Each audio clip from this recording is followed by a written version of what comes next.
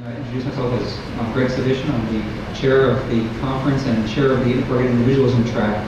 And to explain the title, Rugged Individualism, our intent was to highlight activities, space activities that not governments and not big businesses, but activities that were happening under the onus of individuals and small groups of individuals trying to find some way to work with the way the world is to produce new space projects.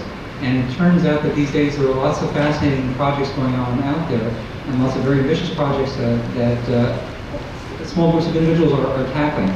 Our next speaker is a prime example of that. Randal Strock is Vice President in charge of publications of the Lunar Resources Company, Director of Publications of the Artemis Society International, and the editor of Artemis magazine. The first issue of this magazine, containing an even mix of science and fiction, should be available soon. Previously, Ian was associate editor of Analog and Asimov science fiction magazines. He's an active member of the Science Fiction and Fantasy Writers of America and plans to move his editorial offices to the moon in about 15 years. I am Randal Strock.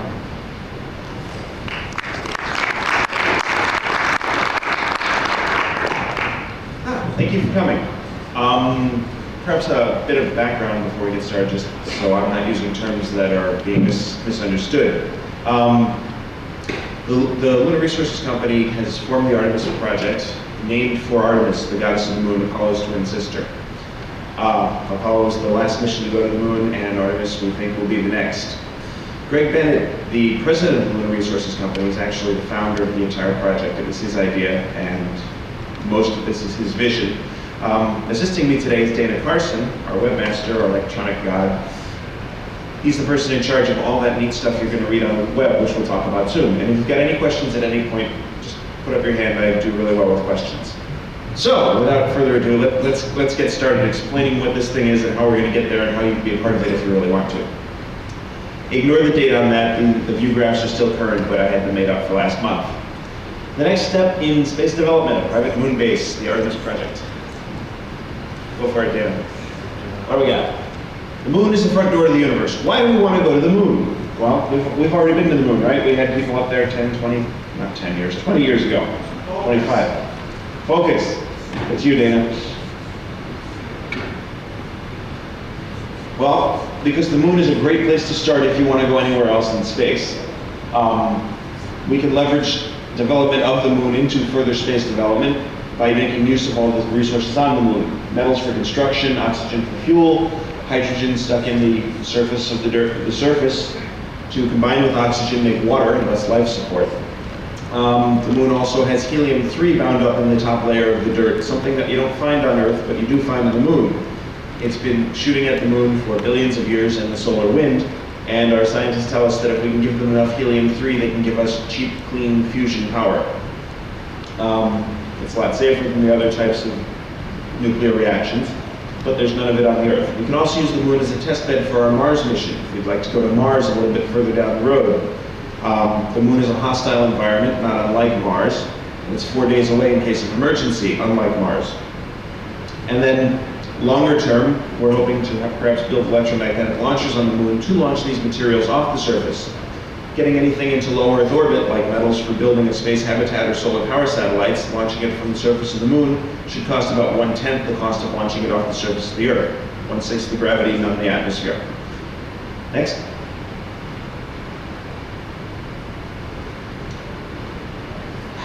It's all coming together for private enterprise in space. This part was built more for science fiction conventions. I'm assuming you people know a lot more about what this slide says than most people I talk to.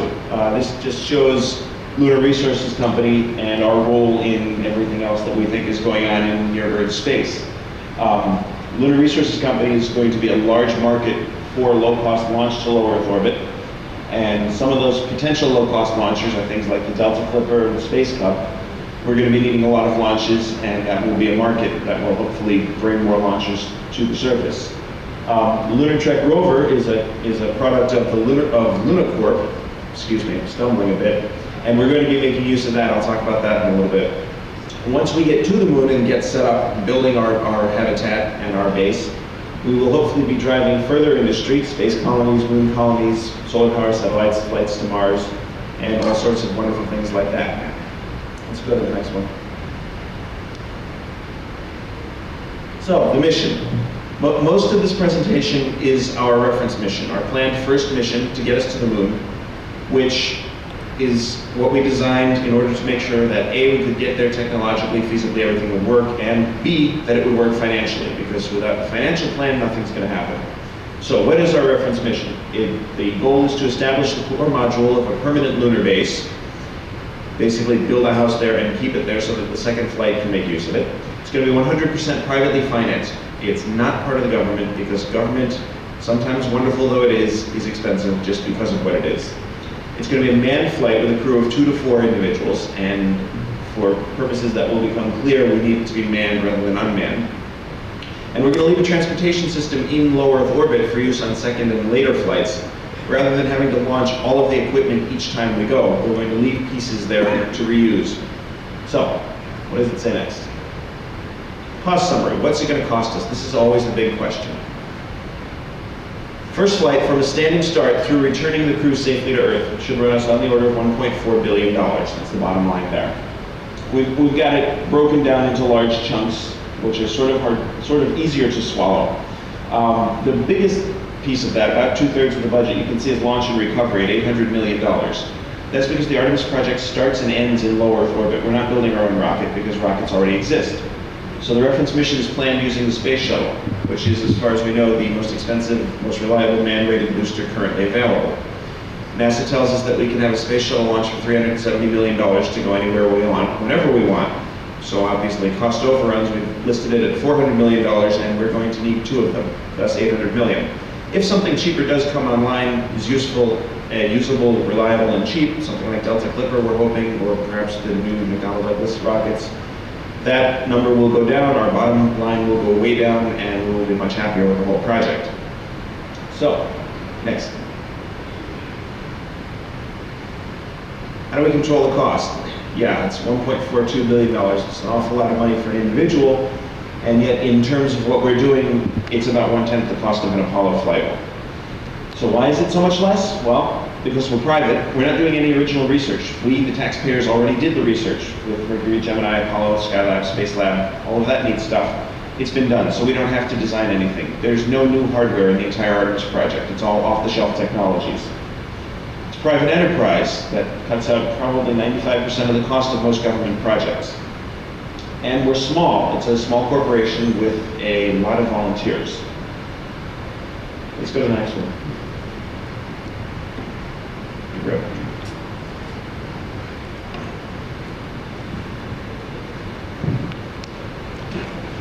Excuse me. So how's it going to pay for itself? Where are we going to get the $1.42 billion? Obviously, we're not going to walk up to somebody and say, hey, there's this neat project, give us $1.4 billion, we'll go to the moon. There are only 2 or 3 people that can do that, and they're probably not interested. So we're going to harness the economic power of the entertainment industry. Spaceflight is entertainment. The vast majority of people look at it, they don't see science, they don't see the future of mankind, they see something really fun.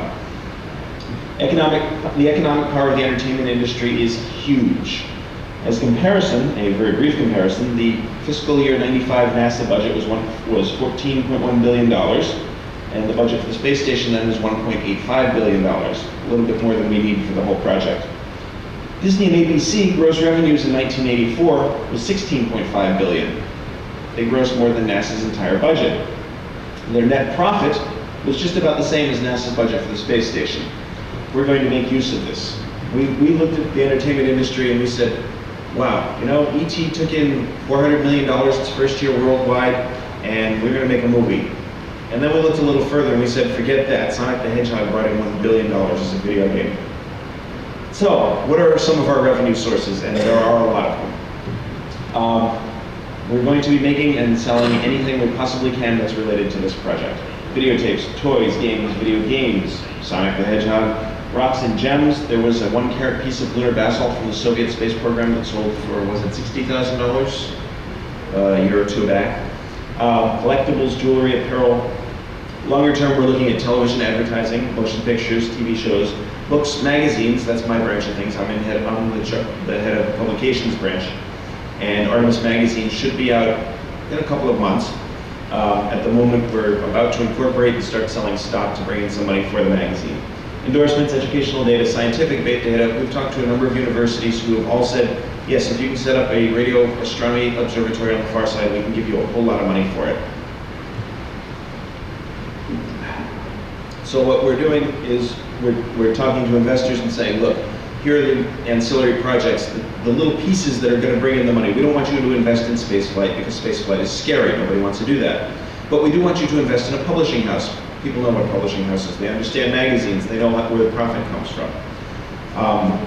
They can invest in things that are selling toys, knickknacks, clothing, TV programs. Move that one down a little bit, Dana. Thanks. Our near-term profits seem to come out a little bit ahead of our costs, so we'll be making a profit. Our long-term profits look to be much higher from things like helium-3 mining, tourism, metals for spacecraft, asteroid mining, rocket fuel. These are long-term projects, obviously not things that we're going to do in the next decade, but perhaps 2 and 3 decades down the road. These are for the visionary people who do want to invest in spaceflight. So what's next? Reference mission. Okay. We're using it to determine our costs, the technical feasibility, and the political issues. At the moment, there's still a lot of options at every stage of the way. We don't want to narrow ourselves down too far before we have to make a decision. That's why, though we base things on the space shuttle, we're not committed to using the shuttle. When something cheaper comes up, we can always switch. And at the moment, we're still torn between using the space station modules and Space Hab modules. Space Hab, I don't know how many people know, is a private company that has built a module flown on 4 space shuttle missions thus far, built basically to the same specifications as NASA's Space Lab module, and for 1/10 the cost, simply because it's private industry. We've been talking to them, they're interested in the project, and they'd really like us to hand them a little bit of money so they can build the first habitat on the moon. Next. Okay, assuming the space shuttle, we're going to take 2 launches. The first launch of the space shuttle, we send up our LTV, Lunar Transfer Vehicle. That's our space tugboat. Once that gets into space, it stays in space. Doesn't ever land on the moon or the Earth. We send up our descent stage. That's what's going to land the habitat module and the astronauts and everything else on the surface of the moon. The ascent stage, which is actually inside the descent stage in this picture, that's going to get our astronauts back off the moon. And some sort of erection system. We're going to land the habitat module vertically and then lower it down to horizontal configuration. So that goes up in the space shuttle on the first launch, and depending on where the space station finally winds up, if it's in an orbit we can use, we'll make use of it and dock everything there. If it isn't, we'll just leave this floating free in space and rendezvous on the second flight. Which takes up the crew and the habitat module. In this picture, the habitat module looks like a tube of toothpaste that's using Space Lab designs. Space Hab has a flat top. That's about the only difference. So this is our second flight of the space shuttle, again, assuming the shuttle. Once it rendezvous with the hardware from the first flight, we get the next slide, which is everything put together. The Artemis stack at translunar injection. From left to right, you can see the Lunar Transfer Vehicle, our tugboat. The Lunar Habitat Core, it's basically a Winnebago. It's a motorhome that stays on the moon, so the second flight of astronauts can use it as well. And the descent stage. And we light up the engine in the Lunar Transfer Vehicle and fly it off to the moon. Now this is a different view of things. This is using Space Hab modules instead of Space Lab modules. It's really tough that they've got names so close.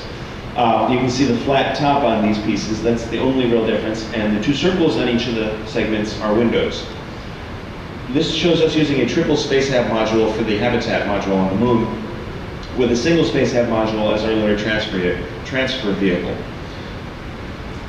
Next.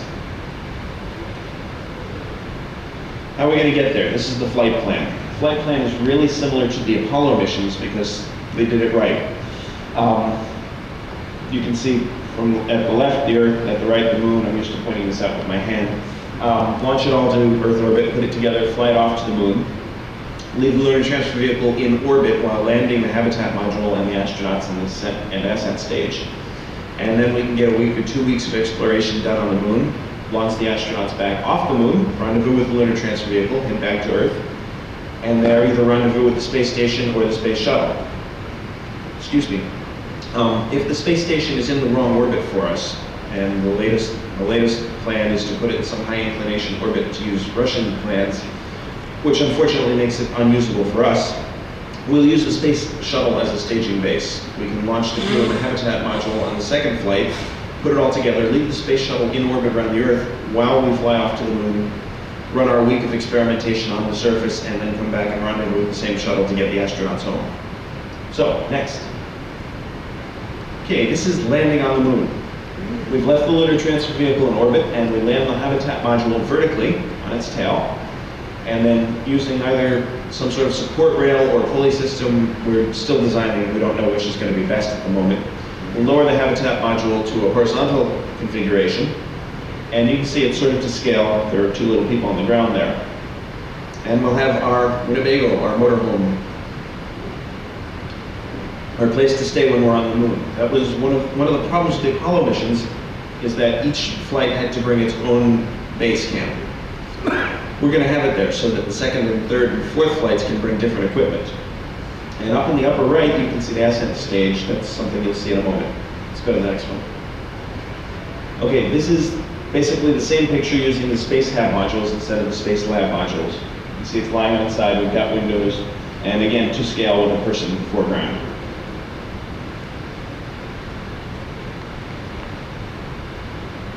Where are we going? Recently, actually, I guess it was 5 months ago now, we came to somewhat of a conclusion that our first landing site would be at a place we're calling Angus Bay, which is over on the western limb of the moon. Part of our qualifications for a place that Angus Bay seems to match are we need some place that's safe to land on, thus probably on one of the Mares, but close to the mountains so that we can get different types of terrain and different types of materials in our explorations around the base. We wanted something on the limb so that we could get pictures of people with the Earth in the background, because we're going to be filming movies and television programs, and putting the Earth in the picture is going to be a big help. We're planning to do the first movie filmed entirely on the moon. So we looked, and Angus Bay seemed to fit all our criteria, and that was the plan, although the Clementine data indicating ice at the South Pole, if that's confirmed and there's sufficient water ice at the South Pole, that might wind up being our first landing site instead. Anyway, so the astronauts have landed. They've been exploring for a week or 2 weeks, looking for things like lava tubes, neat mineral deposits, anything that we can make use of in the future. And they have to get off the moon. They use our ascent stage. This is a nifty little piece of technology that looks brand new, though it's actually just using other equipment. It's a rocket-powered hammock. Rather than sending the astronauts off the surface in an enclosed life support habitat module, they're going to use their spacesuits. Current spacesuits are rated for 8 hours of extravehicular activity. The flight from the surface to rendezvous with our lunar transfer vehicle should be about 2 hours, so this is just an EVA straight up. This is one of the pieces that we thought the astronauts would have a little bit of difficulty with, but a couple of our advisors, Robert Overmeyer, who you probably heard died recently, was one of the advisors on the project. He was working with Greg Bennett during his day job, looked at this, as did the other astronauts, and the response to a person was, cool, I want to fly that thing. It's not that difficult. It's very lightweight, so we don't have to expend as much fuel getting it there to get it back. And Greg Bennett, whose day job is training astronauts for extravehicular activity at McDonnell Douglas, has been working this over. It works with all the plans that they know, and all the astronauts want to use it. Underneath is obviously some sort of oxygen tank to keep the astronaut suits running, and a storage bay so they can bring back films and rocks and stuff. Next. Okay, so our astronauts have been to the moon and they're headed back to Earth. Now what are we going to do? Well, we got to bury the habitat module. Space Hab has said that their Space Hab module can survive a couple of days on the lunar surface, which is a couple of months Earth time. But beyond that, we're going to have to protect it somehow from the radiation, the extremes of heat and cold, and micrometeorites, and the easiest way to do that is bury it. We've been in consultation with Lunacorp, who are building a pair of rovers to go to the moon. They expect to land in 1999, 2 rovers about the size of this table. And they say that they can put some sort of attachment points on the front end of it that we can then, when we get to the moon, put some sort of dirt mover on, and take about a month to bury over our habitat module. So, our working schedule. What are we doing? Where are we doing it? At the moment, we're working on our feasibility study and exploratory design, though most all of that seems to be almost complete and panning out quite well. Technically, the spacecraft, the operations, well, we've got it narrowed down to, we think, two, one or the other. We're starting our long-range mission planning, and we found that off-the-shelf designs are available. Financially, we've completed the cash model. We're still working out the revenue model for different pieces of the company. Some pieces are complete, like magazine. Others, which are a little longer term, like movies, we haven't finished yet because we're not ready to make a movie. The overall business plan is a work in progress. And the availability of capital and cash flow, well, it's out there. And we have a number of people lined up who are already set to invest in Artemis magazine. There are still more investors, more places for investment available in the magazine. We expect to, as I said, have that incorporated in selling stock soon. Politically, we've been looking for laws, treaties, and other political roadblocks and haven't found too many of them, so we're really comfortable with that. We're about to move into our preliminary design stage, actually putting the pieces together and trying to figure out how much it's going to weigh and which equipment we can take on which mission. We'll move into final design, development, and test probably in 1998, and we're looking at first flight in 2003. But at the bottom, as it says, this is a working schedule, not a worship schedule. So if we fall behind, we fall behind. We're not going to pay government cost overruns.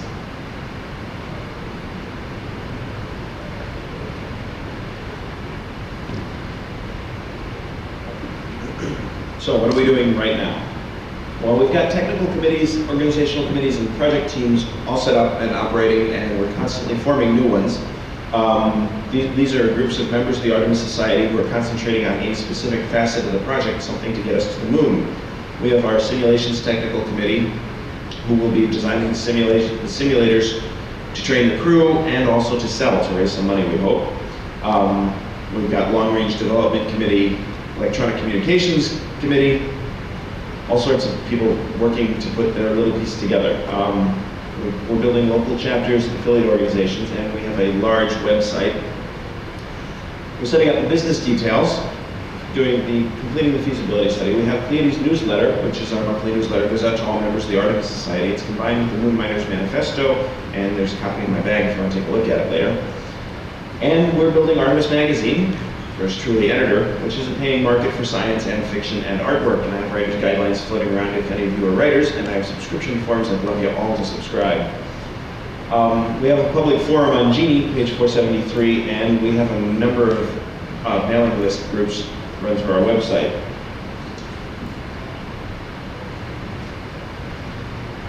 What sort of publicity have we had? Publicity is one of the keys to selling ourselves because we're trying to sell the entertainment aspect and we need everyone to know about it. Well, we're getting around there. First briefing was at NorWestCon 17, that's a science fiction convention out in Washington, and then at the World Science Fiction Convention in Canada 2 years ago. There was an article in the January 95 issue of Analog. We've had articles in the Dallas Morning News on the UPI and AP Wires. We have our website at www.asi.org, or Artemis Society International. We've been in the Huntsville newspaper, and now a magazine called Westwind. There's a chapter on us in a book called Free Space, which I haven't seen yet. I'm going to have to find that. There was an article in New Scientist magazine, and we've been on TV and radio. And if you hear of the Artemis Project anywhere that we haven't heard of it, please let us know.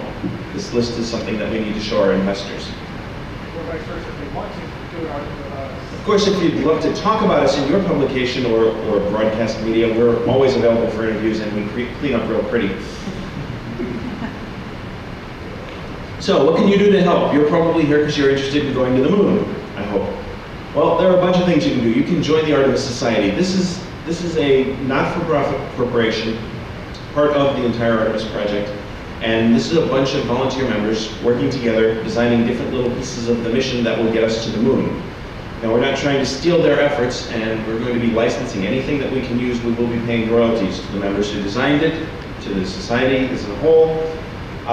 Anything that we can sell, we'll be paying royalties. We're trying to get to the moon, but we're also trying to get rich doing it. And we're trying to help everybody else who wants to help us get rich as well.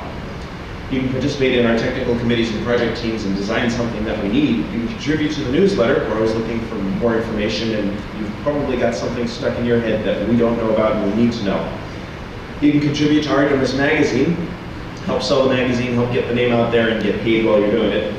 You can invest in a business associated with a project, like the magazine, and join the project team, and you can spread the word. Tell your friends.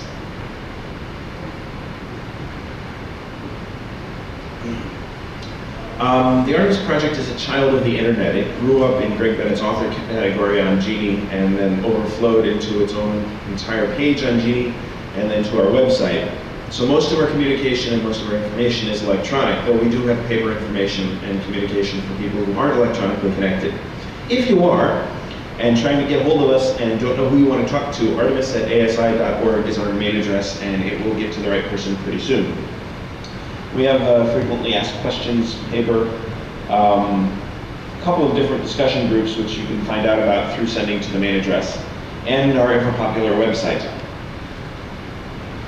Let's go to the next, and we can put up the addresses again at the end for people who are still writing them down. This is the sales pitch. Yes, there's a sales pitch. I'm sorry, they tell me I have to do it. You can join the Artemis Society. We're selling Artemis Society memberships at $25 a year, and when you join, you receive a bunch of things, including a really nifty Artemis button, not unlike the one I'm wearing today. You get your address added to our mailing list. This isn't as much fun for you as it is for us, because we can tell you about all the things we're going to be selling in the near future, but you'll have first dibs on things like stock when we release it publicly. You'll get a subscription to our newsletter, Pleiades, and it also includes a subscription to Moon Miner's Manifesto. You'll get our fact sheets as they come out. There's a sample up here. There are actually a couple of pages up here that you can pick up later. You'll have opportunities to work with other members on lunar-based projects and know that you're going to get us to the moon that much quicker, and perhaps reserve your place a little earlier in the lines to get there. A really neat membership card as soon as we finish designing one, too. Next.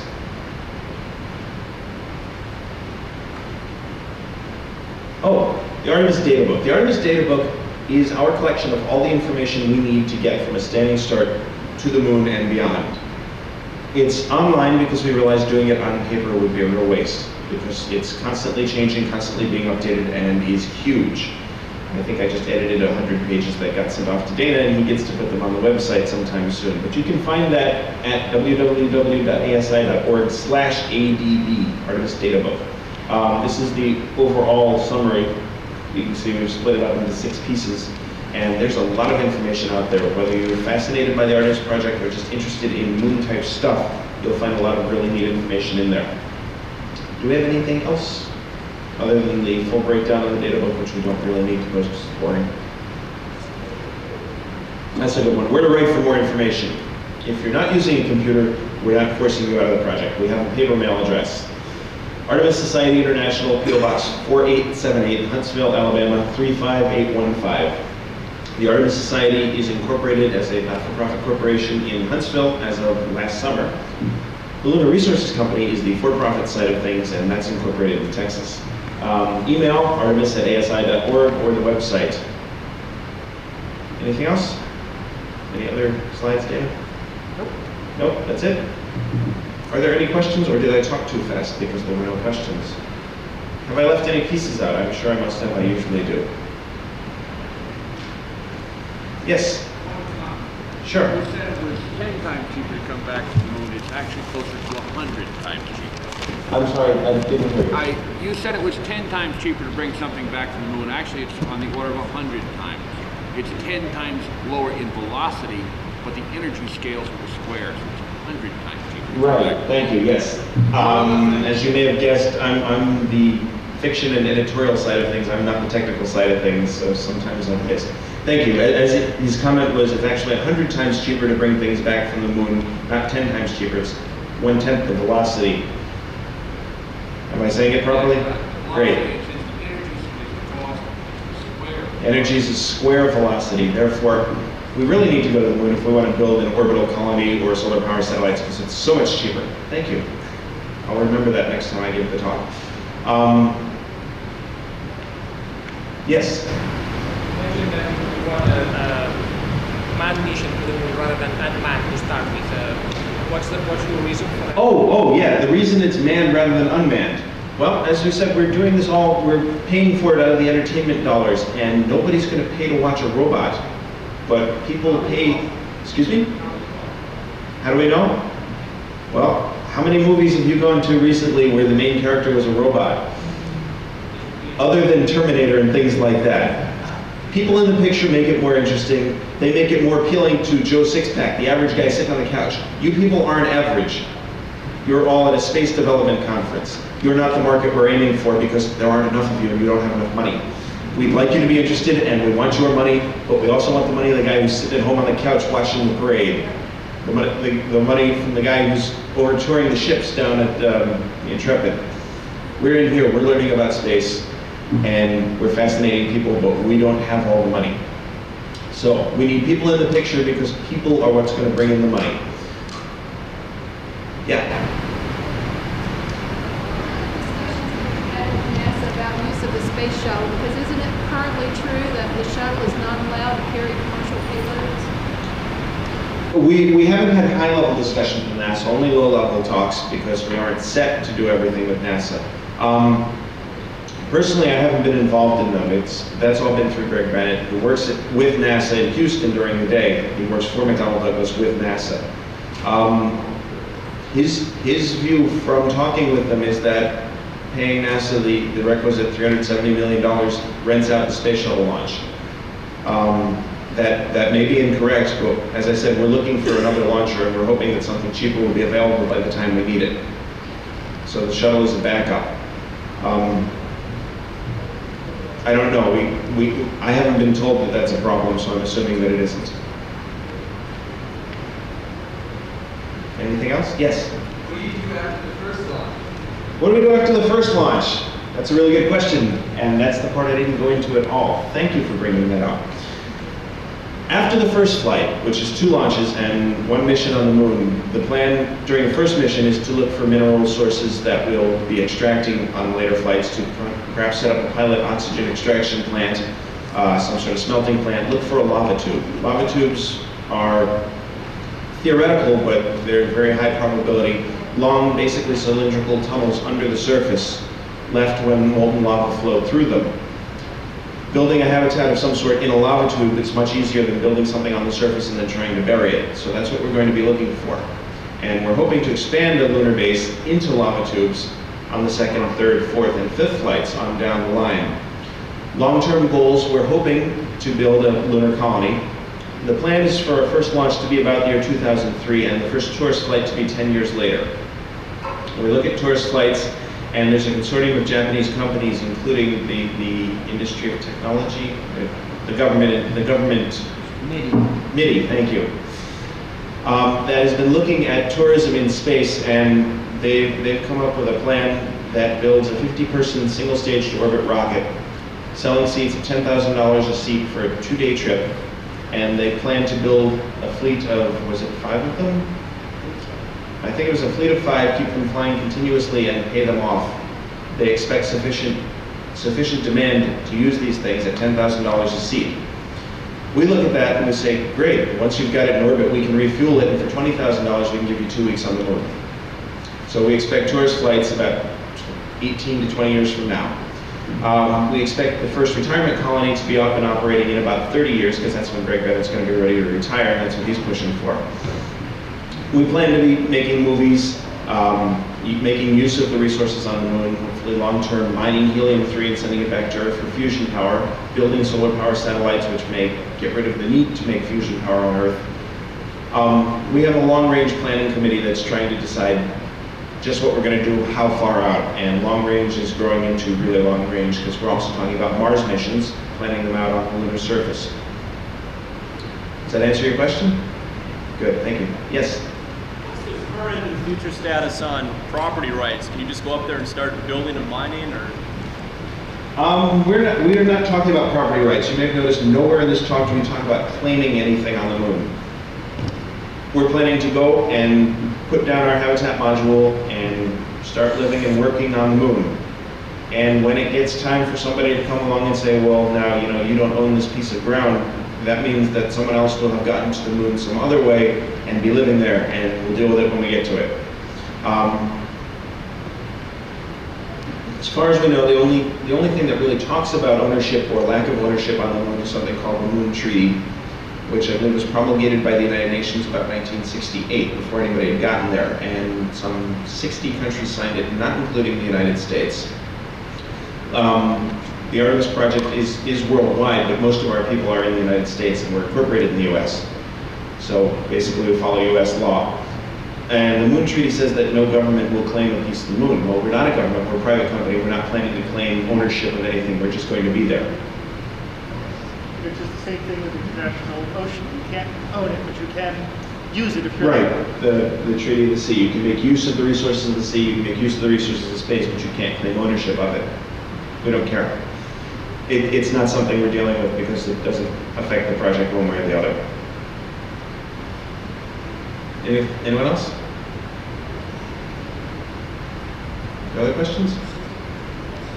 Dana, what did I forget to say? I'm sure I left something out. Right, okay, I guess not. In that case, thank you very much for your attention. I'm sorry I spoke so quickly. I was expecting more questions. I'll be around for the rest of the weekend, as will Dana, if you have any more questions. Yeah? As far as provision, do you see yourselves focusing like Biosphere 2 as an extension of the initial buried modules? Are your greenhouses there? Oh, okay, yeah. Long term, do we expect to build something like greenhouses like Biosphere 2? Yes. Yes, well, perhaps not precisely Biosphere 2, but we do intend some sort of hydroponics, greenhouses, gardening. We're hoping long term to make some sort of self-sufficient city on the moon. And to be self-sufficient, it's going to have to grow its own food. We don't expect to be able to do that on the first or second flight, but we are looking at that for the fourth or fifth flight, setting up some sort of pilot project to see if we can grow food. We've started a few experiments on the surface of the Earth. Excuse me, and we're very excited to hear about, I've forgotten the name, a university that has developed a form of wheat that they think will probably be the first thing that can grow on the moon. So we are planning a full-scale city on the moon in the really distant future, not that distant, and that will include growing our own food and recreational activities and all sorts of activities necessary to sustain life. I met one of the people who was in Biosphere 2 at a science fiction convention a couple of months back, and he seemed interested in the project. And he said that perhaps the greatest data to come out of Biosphere 2 was actually psychological rather than technical. So we're going to be working with them a little bit to make sure that we can make use of everything that's been learned there. Anything else? Thank you for your attention. As I said, we have some handouts up front, and we will be around if you do come up with more questions, or contact us electronically. We're always there. Thank you.